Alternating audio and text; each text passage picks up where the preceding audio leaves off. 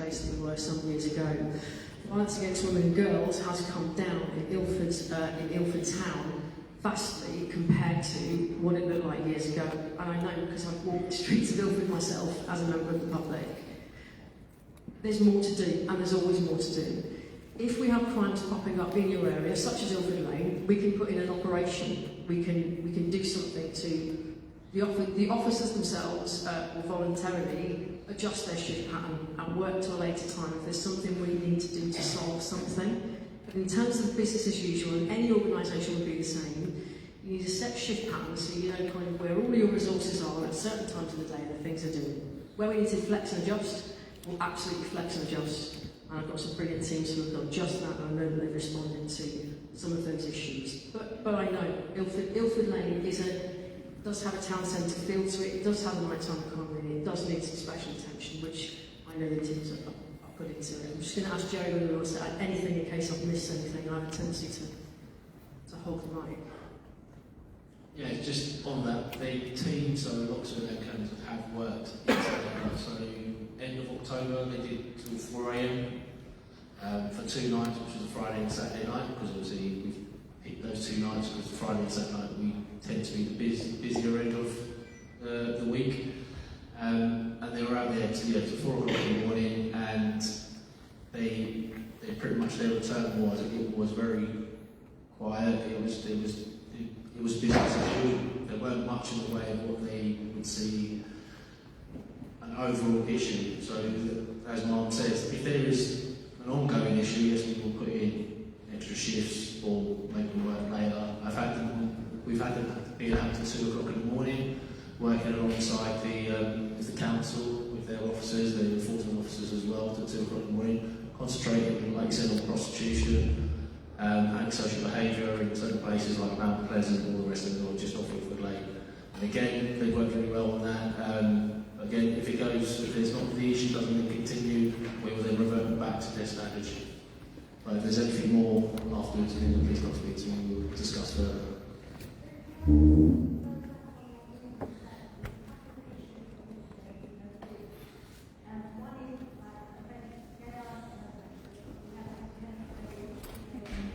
One second, can we get you a mic? Is that okay? Can I have a mic runner, please, just to come and help this lady to speak, thank you.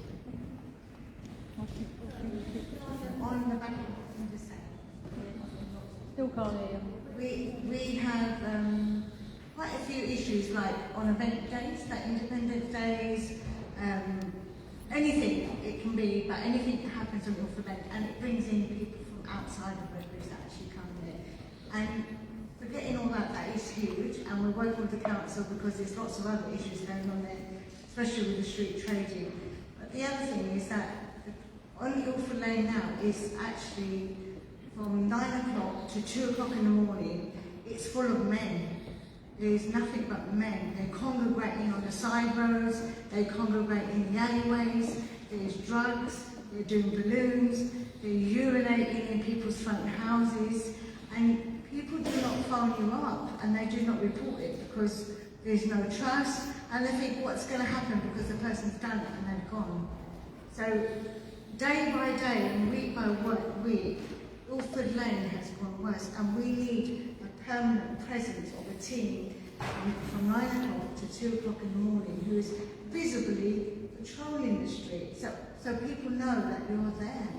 And now when we pick up the phone and call you, you come. You are really good. You do come. But if you look at the area and the makeup of the ethnicity of that area, English is a second language. They are very scared to pick up that phone and complain. But in the morning, they will say, this and this happened. No, I don't want to do that. I'm too scared. So there is no visibility of you there. But you do turn up, and that's what I'm asking. I'm asking for visibility on Ilford Lane. The side roads, the alleyways, and the congregation of men. Well, thank you. So a couple of things from me. Firstly, I think we need to speak about Ilford Lane as a separate issue, so we're going to come back to you. We're not going to leave that like there, but obviously just for time, just to make sure that we cover some other questions. A couple of quick things. We didn't mention earlier that Met Engage has an ability to do language translate, and it is an available resource for people who have got a second language or those with a language barrier. The other thing is, and I know I've mentioned, touched on technology, we are really keen to work with local residents and others around how we maximise the use of technology, ring doorbells with partners and CCTV, and make sure that we give people the confidence to both report in person, but find ways that technology can help us to identify those responsible for crime and bring them to justice. Now, I'm not saying that's going to be the answer in every case, but I'm sure the team here will pick that up with you directly. And my apologies for cutting you short. I'm just really conscious of time and trying to get a couple more questions in before we close. But thank you for your question. And please do grab Jerry afterwards if you need a further conversation. Okay. Gentleman in the jacket, yeah? If you're closer. Just put your mic closer to the mic, sorry. I'll come across. Yeah.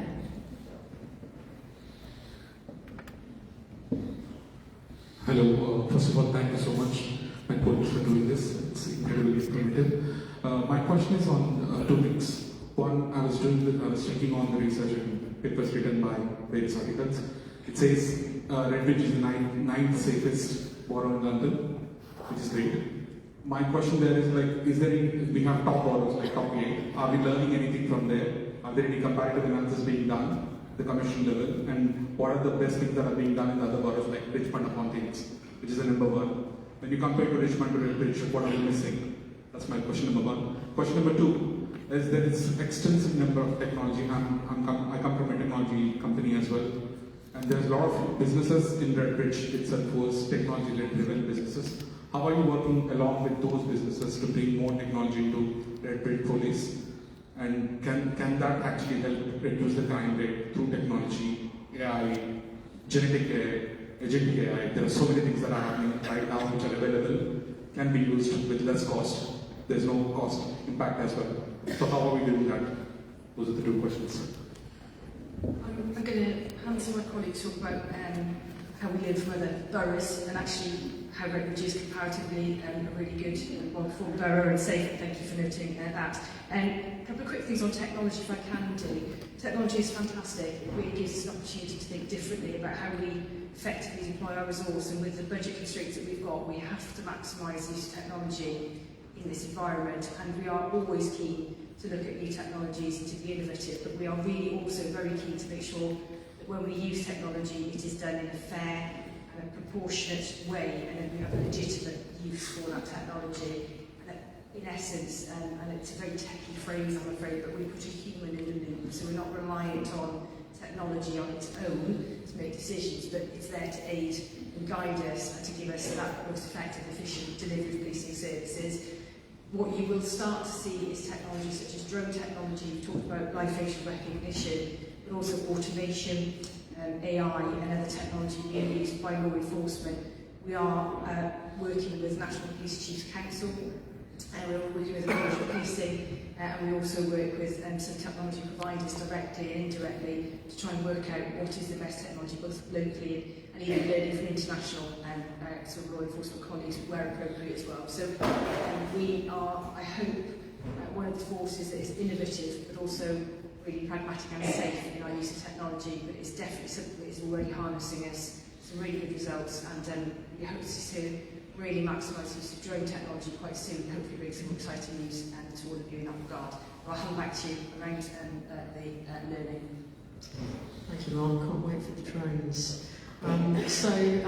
We use technology in Redbridge to really good effect. Some of our investigations where we have brought to justice people for some of the awful crimes that we've spoken about tonight have been achieved through technology, through some of the facial recognition technology that you just mentioned. We've got Detective Superintendent Giles in the room, who's a bit of a subject matter expert in investigations and some of the tech that we use as well. So I can assure you there is a lot of good technology that we are using to help us fight crime. In terms of what we do in Redbridge that's innovative and looking at other boroughs, absolutely. So if I see other boroughs that are really bringing down crime in particular areas, I reach out to those other superintendents and ask them, what are you doing? So I can steer it with pride. And my officers are also really up for doing things differently. They think outside the box as well, and one of those things which makes me know that he's probably going to bring something new into the room as well. Come on, Nick. Just that I wanted to praise one of my sergeants, and Reshma has obviously stood up already, but just to show an example of how police forces learn off each other, we have been approached by another constabulary for the work that Reshma has done on violence against women and girls. And early next year, hopefully Reshma and her team will be going over there to present exactly how we're doing things, because they've recognised the good work that we've done. So I didn't want that to go without being mentioned. Thanks, Nick. So we are looked at for some of the innovations because of the progress that we've made, as well as us obviously looking elsewhere for some of the innovations that have already been achieved. Met Engage was first launched in the Southwest BCU, so of course I've been on the phone to Josh Lawton, the superintendent out there, to find out how did you get people to sign up to Met Engage, because I can see the amazing stuff that's going to help us achieve. So Met Engage is going to help us. If I've got all my Redbridge residents signed up to Met Engage, and a ton of them have got Ring doorbells, that is going to help me jump on to using that technology to catch burglars loads quicker.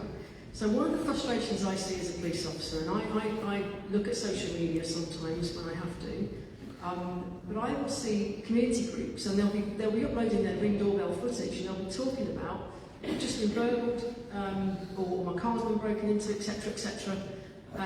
And you see the Ring doorbell footage on there, and the next comment you'll see online is, have you reported it to the police? And the frustrating thing is, very often people don't, either because they don't know how to, they might have lost trust in their local police. This is Essex ones, by the way, this isn't Redbridge social media I'm talking about. If it was, we'd be on it. But you know, we do not police social media. So your police officers aren't looking and searching and trawling social media to see if somebody's uploaded Ring doorbell footage so we can go and catch a burglar. We need you to call us when the burglary's happened or the robbery's happened. And we really want your Ring doorbell footage or whatever CCTV you've got to help us, to help catch that offender, because there is stuff we can use facial recognition. If the quality is good enough. So the technology is really important to us. It's really important that the police keep up with technology, because there are criminals out there that are exploiting technology, so it's really important that we're ahead of it. But I need my community to help me with that. You've got technology at your fingertips. You've all got CCTV. Most people now have Ring doorbells. And those will help us with our ideas. It will help us with our investigations, which will then help us bring those offenders to justice. Then I give it to Detective Superintendent Giles's teams to make sure that they're locked up. But the bit I need done is I need everybody in this room, before you leave today, to please make sure you've signed up to Met Engage, you've got the cards on your tables, tell us where you live. There's a short survey for you to fill in once you've signed up. And if you fill in that short survey, then that will tell us a little bit more about you. It will tell us about the things that you're interested in, so that we then don't spam you, because that's also important. Because if we spam you with stuff you're not interested in, you'll switch off. But if you tell us the things that you're interested in by filling in the survey initially, we will feed you with the right stuff. And then when I need your help, so that I can help you with that burglar, I will be able to reach out instantly, and we've got that kind of network, that join up with all of you. So thank you so much for asking a technology question, because that's really helped me to talk about Met Engage with a bit more detail. I'm a huge fan of the platform, but the difficulty that your neighbourhood officers are having is getting people to sign up to it with enough numbers for us to make a real impact. Once we have, it will really make a real impact. Thank you so much. Gentleman at the back just shot his hand up. Go on. We'll come to this side. There you go. On the case about technology, I'm from Haynor Business Park. We have over 200 cameras on the estate. One of the things that we found has been a real pain. We have no incidents on our estate. We're quite lucky. The 3-man machete attack only 2 weeks ago, and the theft of a cable from the MRI scanner, done nothing like that. But anyway, my question is, over the last few years, we've had so many changes in the police force that it's been forgotten that we've got these 200 cameras. I've got them with me 24/7, and I can put them up at any time. One of your CID early part of this year was told by a WPC that we had lots of films. I spent 12 hours downloading the films for the policeman, who CID arrived on site, looked at the Ringo and went, oh, if that's all you've got, I won't use it. All I'm trying to ask you is, we have the availability. We want this to work. Nick, I will be honest, because of the changes, I'd forgotten that Nick was still involved, and it's been a long while. Now I know Nick's still involved, I'm going to keep on his case, because what we want to hear is the positive answers when we catch the barlags, because they can be caught, and we have photographic evidence of some of these people recently, face to face. We're looking at improving our ANPR, we're looking at improving our cameras, because without catching them on camera, I feel very sorry for you as police trying to chase them. We're on the borders. We're Essex and Metropolitan Police, which doesn't help the situation. We want you to get your figures up, and we want to help you. That's great. And I hope everyone in this room will agree when you spoke about the community should be dealing with it. I personally, I live further out. I live right in the middle of Essex.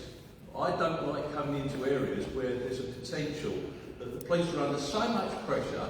Let's help them out. We're absolutely grateful for your assistance. I'm going to pass that message that we spoke earlier and pass that around to our investigative teams, and also remind my teams as well that you're offering your services and your equipment to fight crime. So I'm really grateful for that. And obviously I am still here. Thank you. Although it is my last day today, I'm retiring. You're not here, I'm here for a long time yet. I won't let him retire. Thank you, Nick, and good to see that join up. Good to see that you already know each other. And please, this is why I've got the geographic inspectors in the room. You've got the inspectors that cover the whole of Redbridge in the room with us today. If there are things that are affecting us locally, and I'm super keen for any kind of business join up, community join up.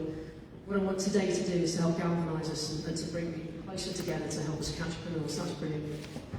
Next question, gentleman in the middle, still.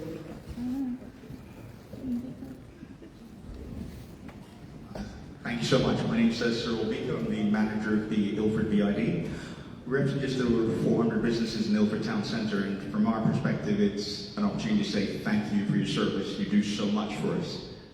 From the perspective of our businesses, however, there's a couple of key priorities. Tackling aggressive begging, shoplifting, and pickpocketing. So my question is, how will you ensure, or what are the plans in place to make sure there's visibility within the Ilford Town Centre to support the businesses to deal with these particular issues going forward? And also, how will we ensure that issues such as abstractions are not taking away resources which are quite well needed within the town centre? And finally, when there's issues related to organised crime, how we're going to actually tackle the issue at the root cause. Thank you so much. Thank you for that question. That was, I feel like there are multiple themes in there for me to need to answer you on. So you talked about priorities being aggressive begging, shoplifting, pickpockets. Jamie's talked to us today about some of the operations the Ilford Town Centre team have completed to tackle those crime types. We're also working closely with the local authority. I know that my teams work really closely with the business community, and we've got a really good link up, as I mentioned earlier, with council CCTV. We probably catch shoplifters and pickpockets faster than any other borough that I've worked on before, and that's down to the really good join up between my town centre teams who are on it and the local authority CCTV who are also on it, and they talk to each other.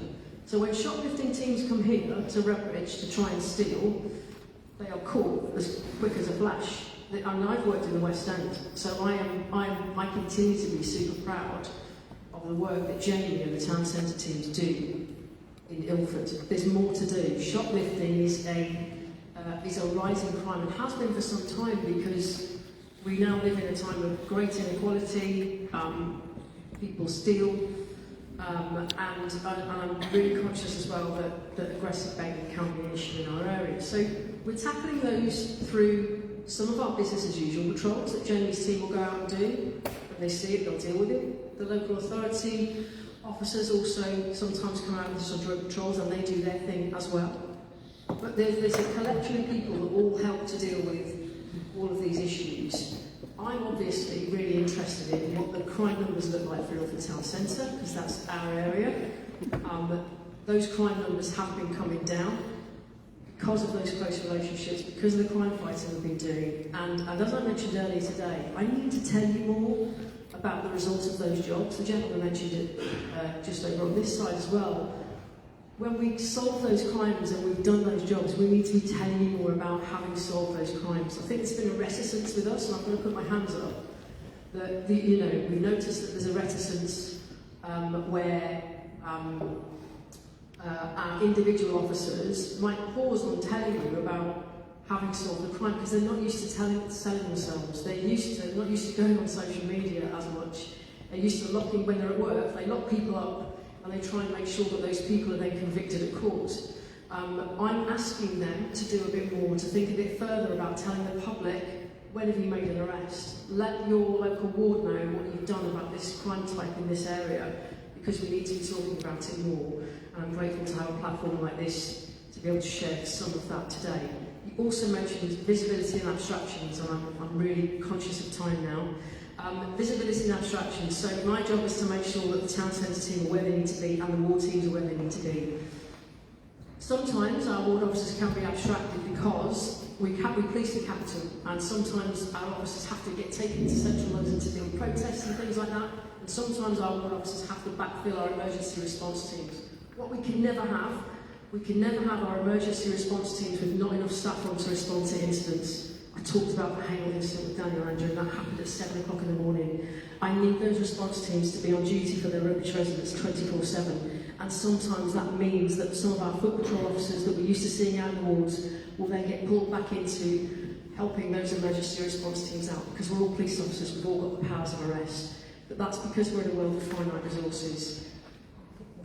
But all of them contribute to making your area safer. So we're never going to have abstractions at all because of the constraints that we have and the resources that we have.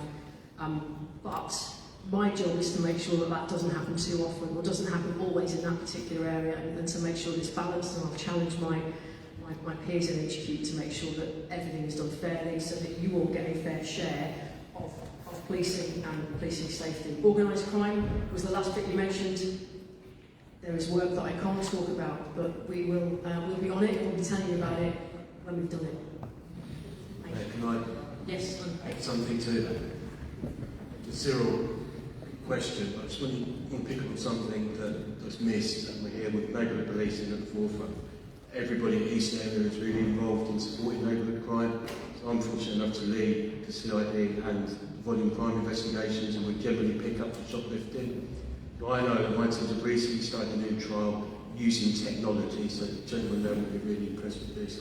But doing some reverse image searching of those people that are shoplifting from the CCTV images to identify those individuals, and it's their detection rates massively around that. I think it is to keep the business areas of the town centre, the like safe.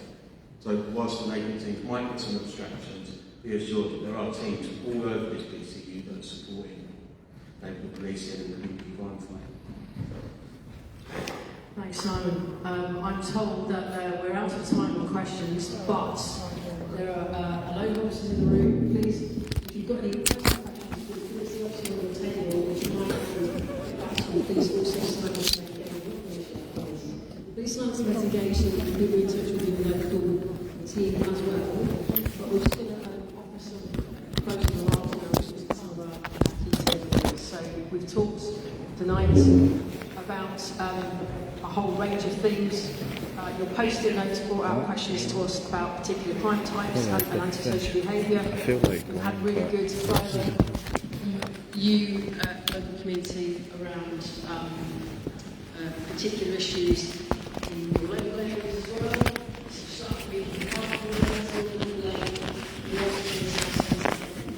Thank you very much. I noticed your question was raised. Do you want to write a question? No, I'll have my say on Facebook and YouTube tomorrow. The event should be on YouTube and Facebook so that you can engage with more people. It's just an obvious thing to do in the modern age. Well done for getting your question in, Keith. Are you going to the Hammond's meeting? No, I'm going home now. I'm going. It's on my way home anyway. That's it. You may catch the end anyway. Well, it was I thought it was a disgrace the way they rigged it. It's on my way home anyway. Yeah. Okay. See you later, Keith. It's okay. Right. Cheers. Bye bye. Sorry. Make sure you send it to Danny as well. I'm sorry. You can call me. Yes. I've got it up. You can see it on my Facebook page. Put it on the good. Well, make sure Danny sends it. Yeah. Right. Cheers. Bye bye.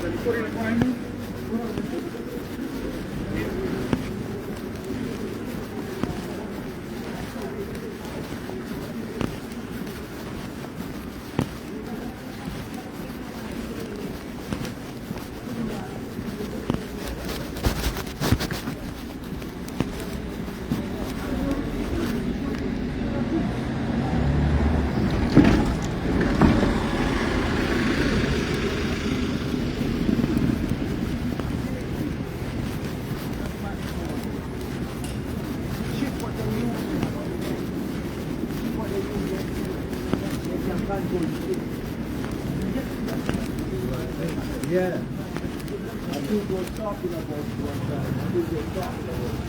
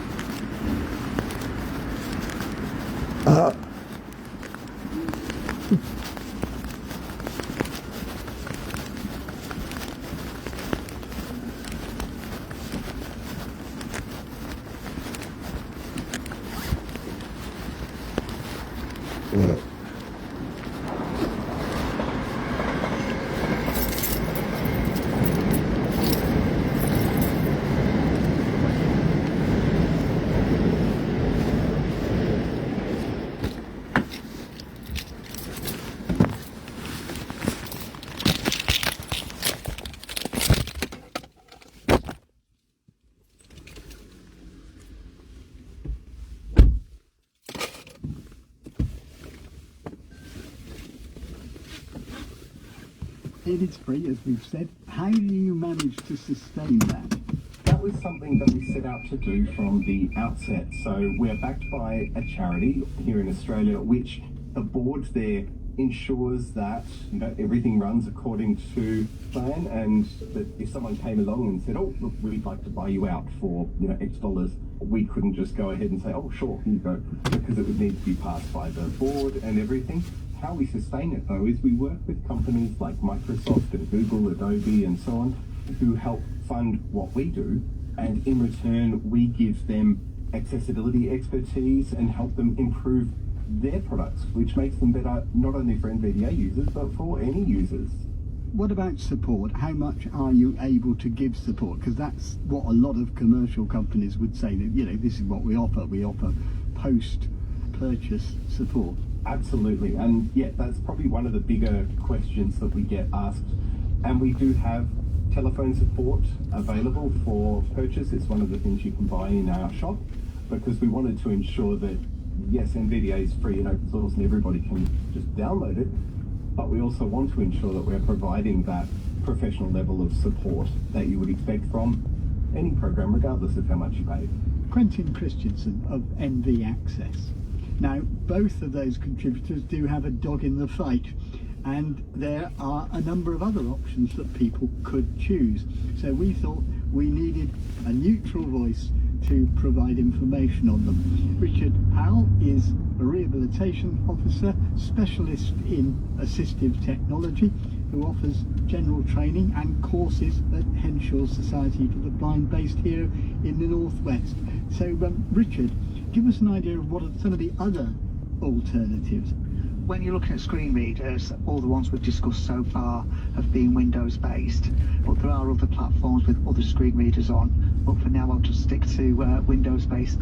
The only other real contender, the only other real screen reader in there is the one that's provided on Windows laptops within the operating system, which is Windows Narrator, which you get for free with the Windows operating system. There's pros and cons to all of them, but really speaking, for a screen reader on a Windows computer, you're looking at those four options. I suppose the big question is how people do make a choice. What are the criteria? It's all about what you want the end result to be. That's certainly where we start. What's your goal? What are you trying to achieve?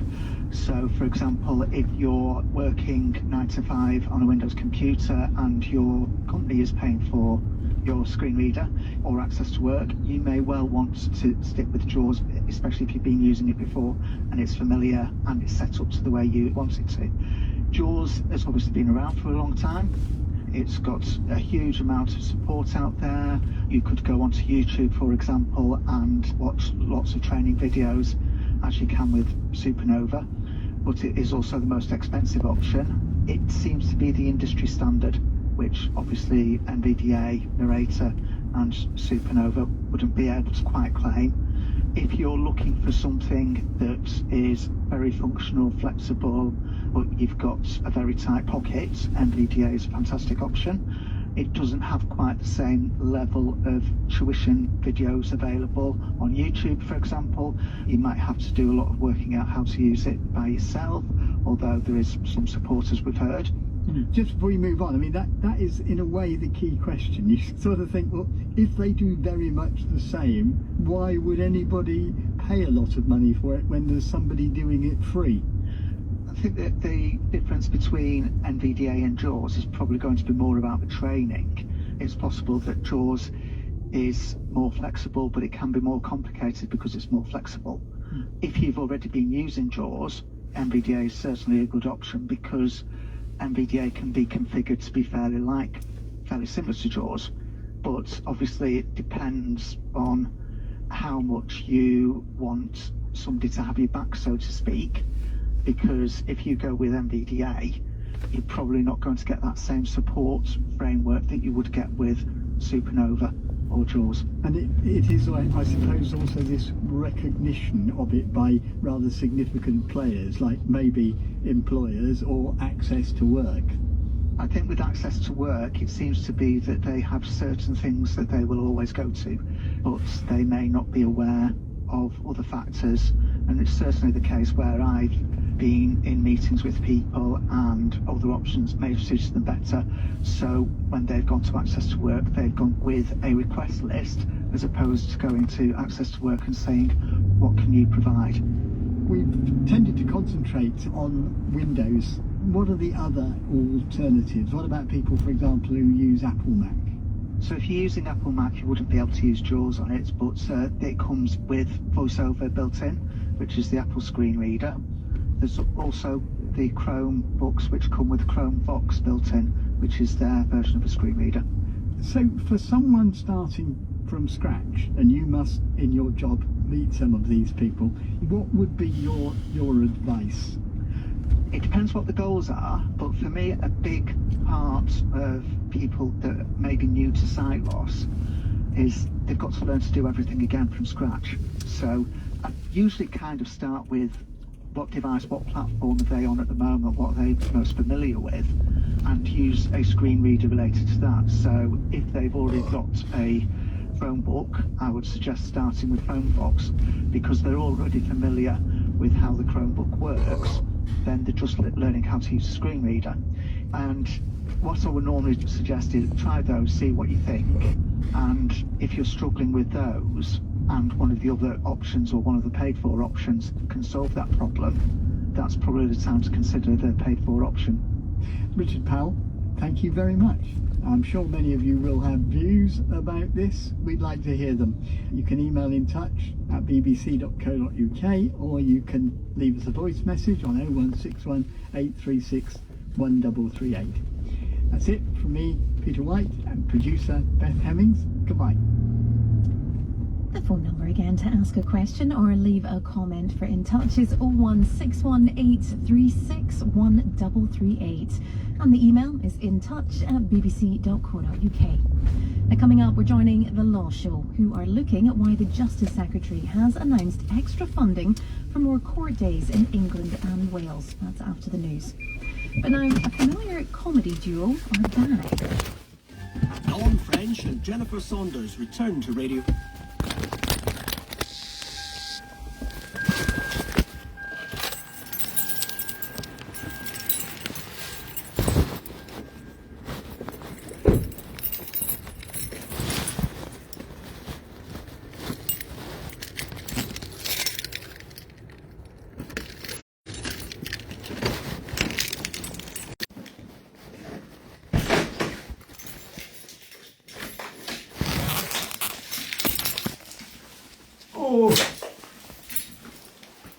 Oh, dearie me.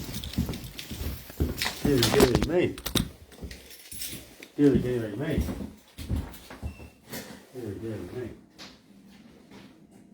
Dearie me. Dearie me. Don't give it a toss like that. That's so bad.